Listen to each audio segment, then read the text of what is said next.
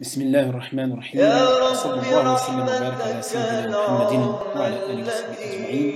Bienvenue à Muslim Academy et toujours dans le cadre يا de l'introduction au droit musulman, introduction au fiqh, donc madkhal al-fiqh al-islami, nous allons aborder Inch'Allah Ta'ala aujourd'hui les sources du fiqh. Donc nous avons vu euh, les définitions du mot fiqh, les domaines d'application du fiqh, et maintenant les sources de ce qu'on appelle en arabe les sources masadir al-tashri', les sources de législation musulmane.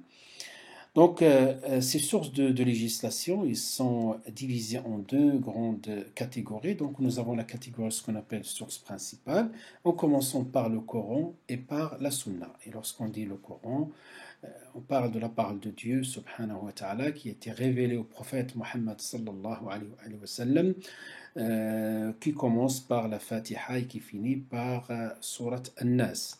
Donc ce Coran-là, bien sûr, Mawadi' al-Qur'an, comme il rappelle les savants du science du Coran, donc Mawadi' al-Qur'an, il rappelle les sujets du Coran, donc il y a trois grands domaines, et parmi les domaines, donc ce qu'on appelle ayatul ahkam, les versets de prescription juridique. Et donc ces versets, puisque le Coran est composé de 6300 et quelques versets, donc ayatul ahkam, les versets de prescriptifs sont autour de 500, hein, donc 500 sur 6300.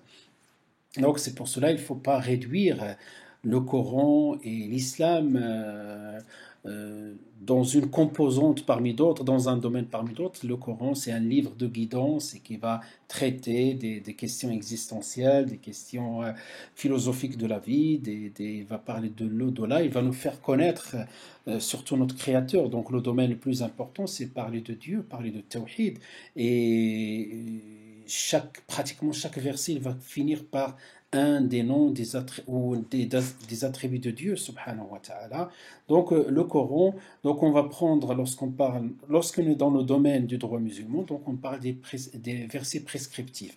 Donc ces versets prescriptifs, ils sont au nombre de 500. Il y a certains savants, donc certains exégèses qui se sont intéressés exégètes qui se sont intéressés à l'interprétation des versets prescriptifs, comme le livre ou bien le livre d'exégèse du Coran de Al-Qurtubi. Donc Al-Qurtubi, un des exégèses qui s'intéresse aux versets prescriptifs. Bien sûr, de la même manière, hein, la sunna, c'est la tradition prophétique, donc il s'agit des paroles, des actes et aussi des approbations du prophète sallallahu alayhi wa sallam. Tout cela sont, tous ces domaines-là sont définis dans le cadre de la sunna, dans la tradition prophétique, et le prophète sallallahu alayhi wa sallam a agi en tant qu'homme et souvent il agit en tant que prophète, en tant que messager, et ses actes, des fois des actes pour légiférer une loi. Donc le Coran et la Sunna sont les sources principales donc, du droit musulman. Et au deuxième niveau, nous allons étudier les sciences du Coran et les sciences du Hadith pour mieux comprendre le Coran, mieux comprendre la Sunna. Mais pour le moment, on va se contenter de cette explication que ce sont les premières sources de législation, le droit musulman. Donc lorsqu'on cherche une règle, lorsqu'on pose une question d'ordre du droit musulman, on va commencer par chercher dans le Coran et dans la Sunna, dans la tradition prophétique, ce qu'on appelle Sunna Nabawiya. Donc, lorsqu'on ne trouve pas, d'où ce qu'on appelle les sources secondaires, donc on va aller chercher dans d'autres sources. Ces sources-là, quelle est l'origine de ces sources-là? Ces sources-là, tout simplement, sont des méthodes que le prophète sallallahu alayhi wa sallam a utilisées. C'est des domaines dans lesquels on va trouver quelques efforts d'interprétation et que le prophète sallallahu alayhi wa sallam, non seulement il a laissé des réponses à des questions, mais aussi il a laissé une méthodologie d'extraction des règles qu'il a laissé aux compagnons et qu'il a laissé à la communauté. Donc parmi ces sources de législation, bien sûr, ce qu'on appelle l'ijma', le consensus des savants, ça aussi, c'est une des sources. Et bien sûr, ces détails sont dans le domaine de fondement du droit musulman, dans le domaine de usul al-fiqh, donc le fondement, la théorie du droit musulman. Nous avons aussi al-qiyas, le raisonnement par analogie, donc lorsqu'on a une question dont le statut est connu, selon les 5 statuts qu'on a définis auparavant, et on connaît en même temps la raison d'être, ce qu'on appelle al-illa. Donc voilà, donc on a une prescription juridique.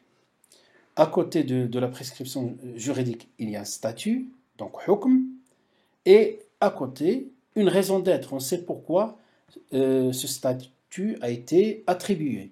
Ben, lorsqu'on a une autre question qui émerge et qu'on ne connaît pas le statut, et par contre, on a la même raison d'être qui ressemble au premier cas.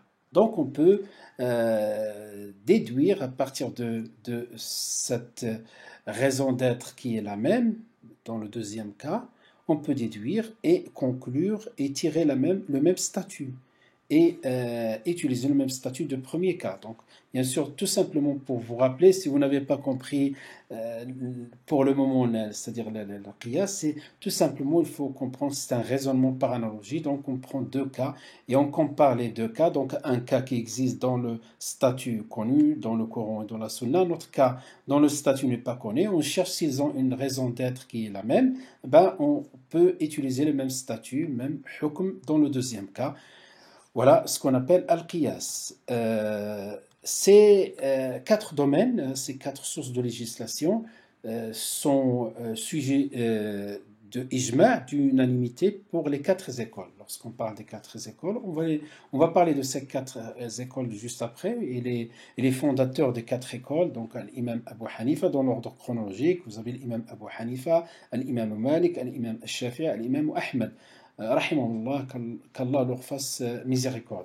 Donc, ces fondateurs de ces 4 écoles, ils sont unanimement, ils s'accordent tous à dire que ces 4 sources sont des sources de législation, entre parenthèses, principales. Bien sûr, les autres sources qui vont venir après, on va voir qu'il peut y avoir des divergences par rapport aux sources qui vont venir après, ce qu'on appelle la deuxième partie de sources secondaires. Les 4 écoles, je rappelle, les 4 écoles du droit musulman, donc dans chez Al-Sunna wal-Jama'a, les gens de la Sunna, donc ces sunnites sont majoritairement les 4 écoles les plus suivies dans le monde musulman. Voilà, donc ensuite nous avons ce qu'on appelle al-istihsan, le choix préférentiel. Donc on va faire des fois un raisonnement analogique et on va tirer 2 conclusions, et ben on va faire un choix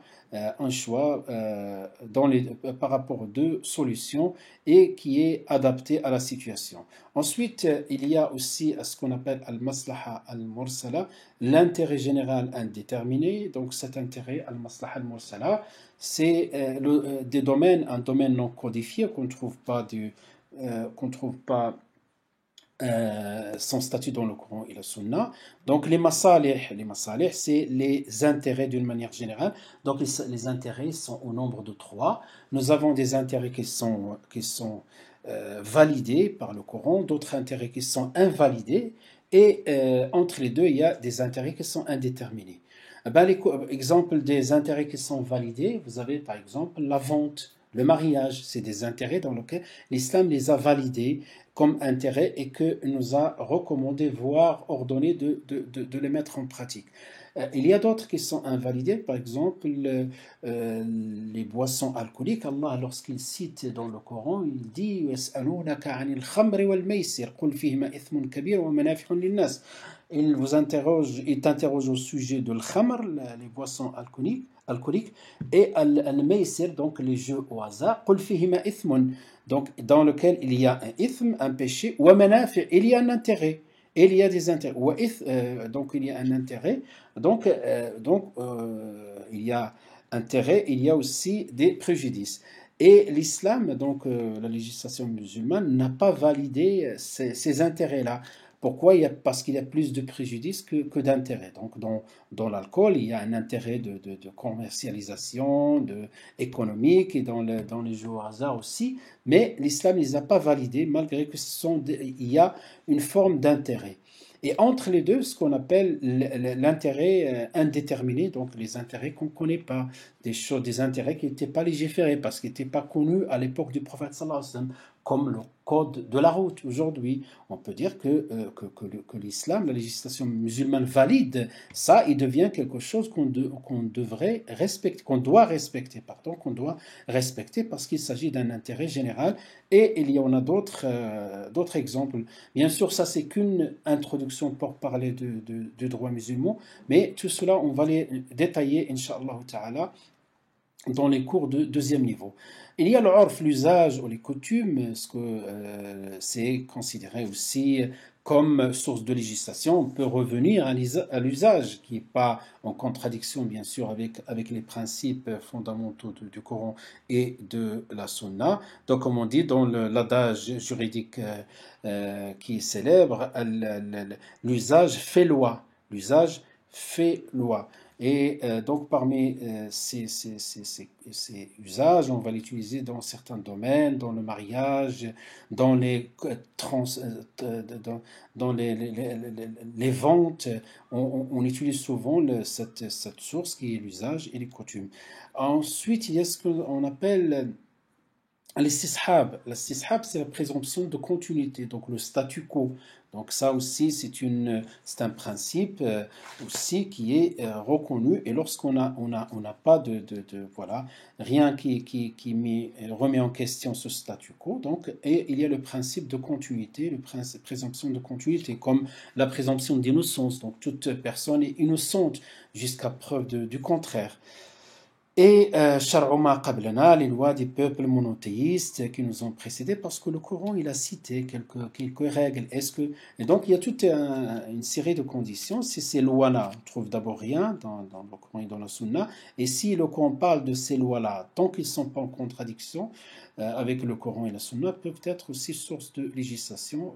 Et enfin, l'avis d'un compagnon, parce que vous allez voir, dans l'évolution du droit musulman, les compagnons ils ont fait l'ijtihad, ils ont donné leur avis sur certaines questions qui ont émergé à leur époque. Et donc, c'est un avis, c'est une école.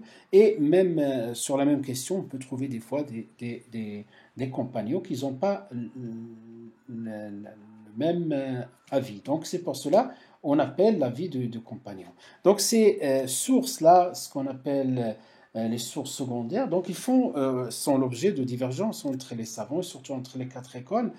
Pourquoi on parle de ces divergences? Parce que il se peut que des fois on va trouver un choix par certaines écoles qui n'est pas le même de l'autre école.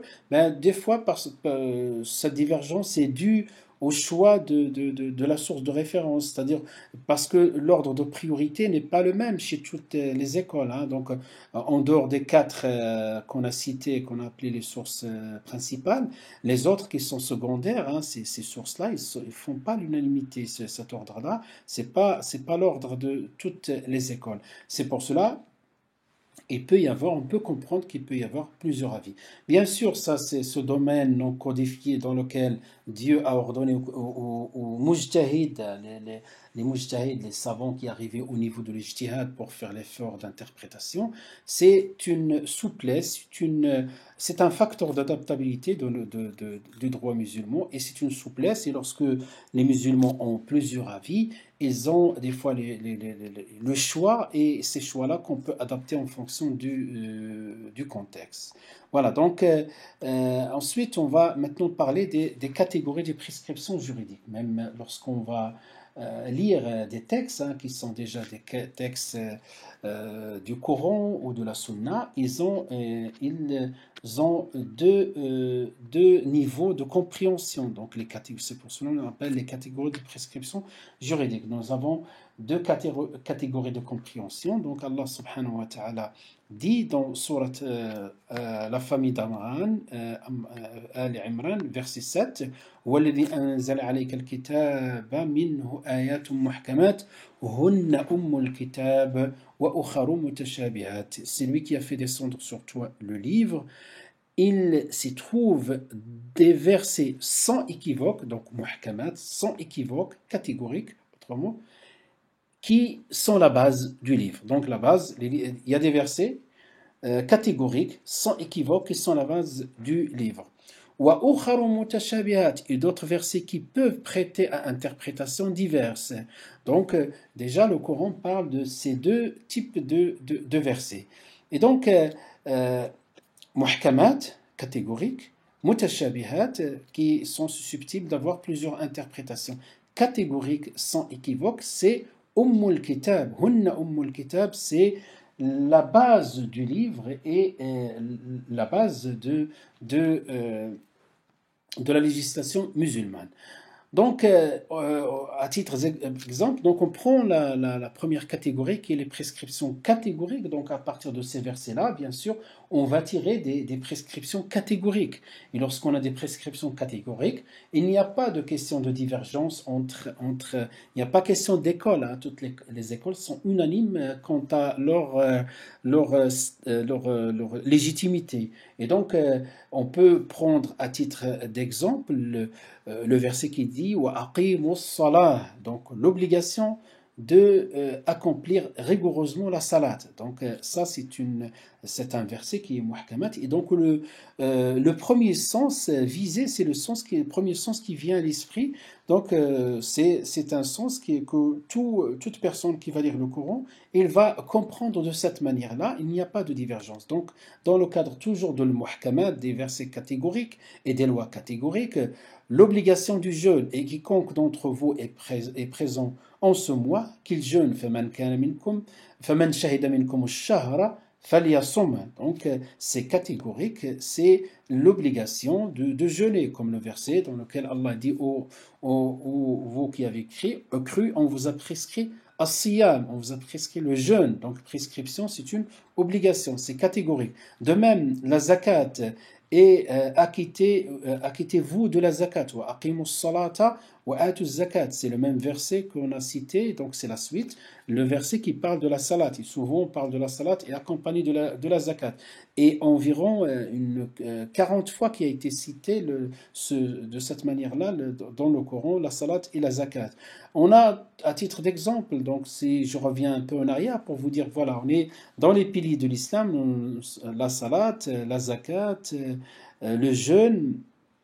De même, donc, dans le domaine aussi culturel toujours, le pèlerinage. Allah subhanahu wa ta'ala, il nous ordonne d'accomplir le pèlerinage pour ceux qui ont les moyens. Et l'interdiction maintenant dans le domaine des transactions, donc on sort maintenant du domaine de l'ibadat, on peut passer dans le domaine des transactions, et renoncer au reliquat de l'intérêt usuraire.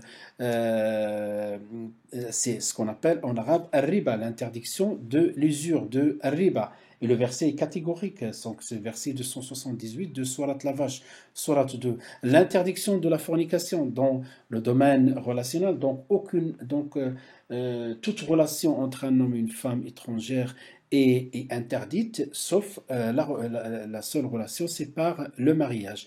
Et donc Allah subhanahu wa ta'ala dit et n'approchez point la fornication. Ça aussi c'est formel, c'est très clair. Aussi l'interdiction dans la consommation de l'alcool. Écartez-vous-en afin que vous réussissiez. Donc c'est des interdictions qui sont formelles. Et aussi on peut revenir à quelques hadiths, et surtout ce hadith-là, qui va traiter une question qui est transversale, cette question-là de l'intention, la sincérité dans l'intention. On a parlé de l'intention lorsqu'on a parlé de l'éthique, lorsqu'on a parlé de l'éthique de l'étudiant, et les actes d'une manière générale, que ce soit des actes cultuels, des actes sociaux, dans le domaine relationnel, dans le domaine de mu'amalat, dans le domaine du mariage, dans le domaine des transactions, tout ça, il y a cette règle immuable hein, qui ne change pas avec le temps et avec l'espace. Les actes ne valent que par l'intention.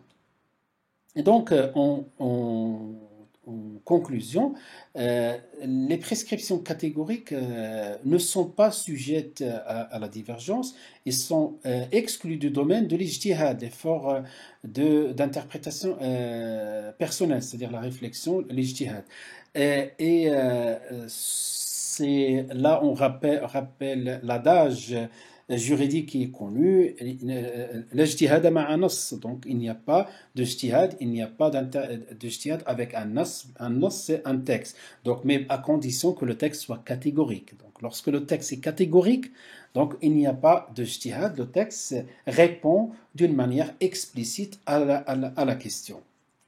Donc, ce qu'il faut souligner, c'est que c'est un domaine, c'est le domaine qui représente ce qui est immuable dans la religion musulmane.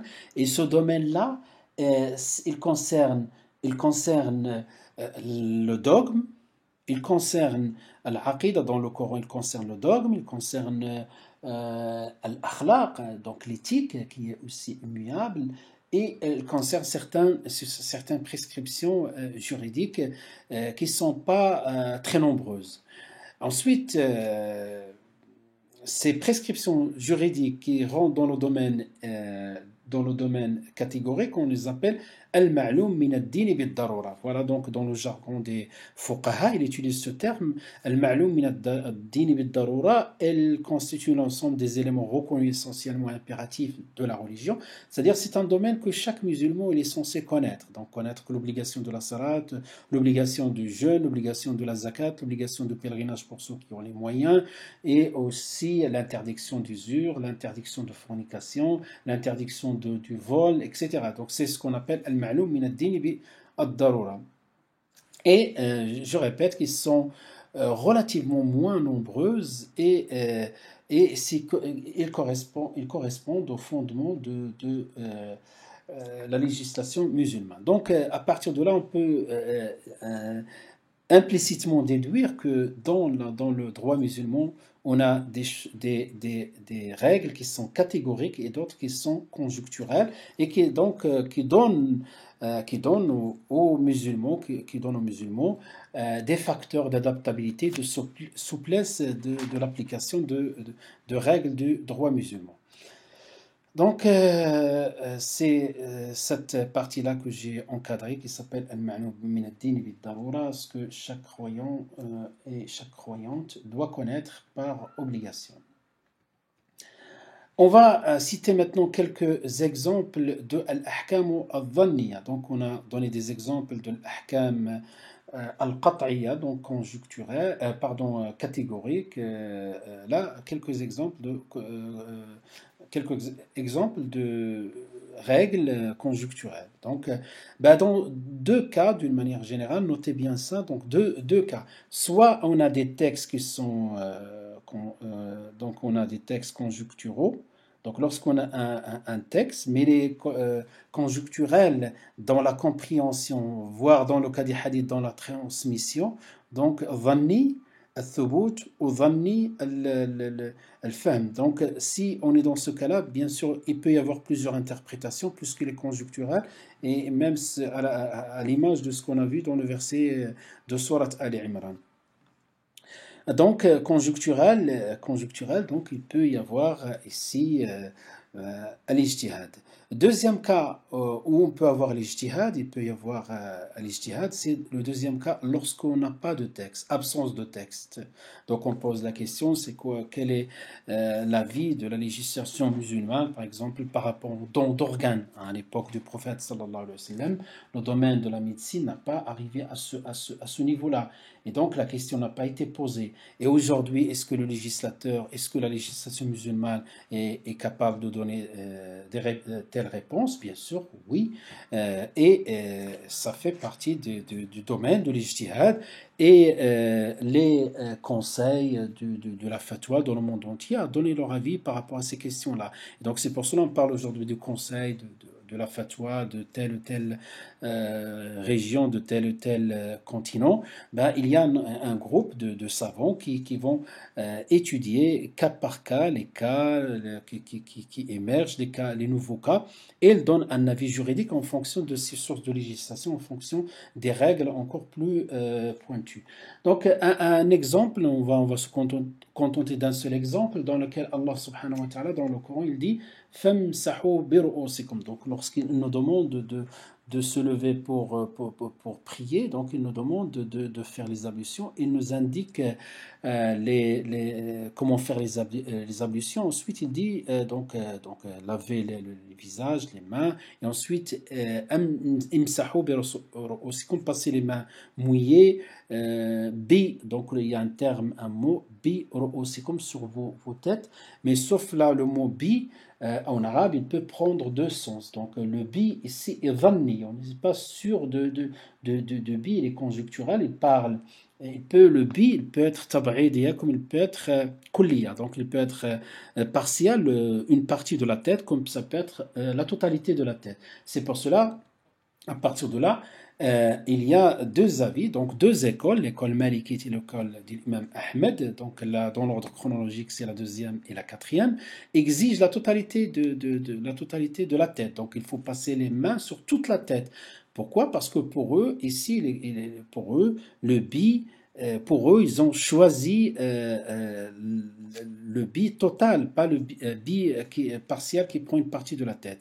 Par contre, Abu Hanifa et Shafi'i, dans l'ordre chronologique, la première école, Abu Hanifa, et la troisième école de Imam Shafi'i, il suffit une partie de la tête. Donc c'est pour cela, certaines régions, des fois dans le monde, on va voir certaines personnes qui sont majoritairement malikites, ils sont venus de pays dans lequel il y a l'école malikite qui domine, donc ils pensent que c'est la seule manière, c'est de passer passer la main sur toute la tête, qui est le seul avis, parce qu'ils sont majoritairement malikites. Alors que peut-être lorsqu'ils rencontrent d'autres régions comme en Turquie, ou d'autres pays, donc ils vont voir peut-être certains musulmans que lorsqu'ils passent leur main sur la tête, ils passent une partie. Là, c'est tout à fait conforme à l'école qu'ils ont choisie, l'école qu'ils ont connue, qui est l'école Hanafite. Voilà donc, Inch'Allah Ta'ala, on va s'arrêter là pour aujourd'hui, Inch'Allah Ta'ala, et prochaine partie.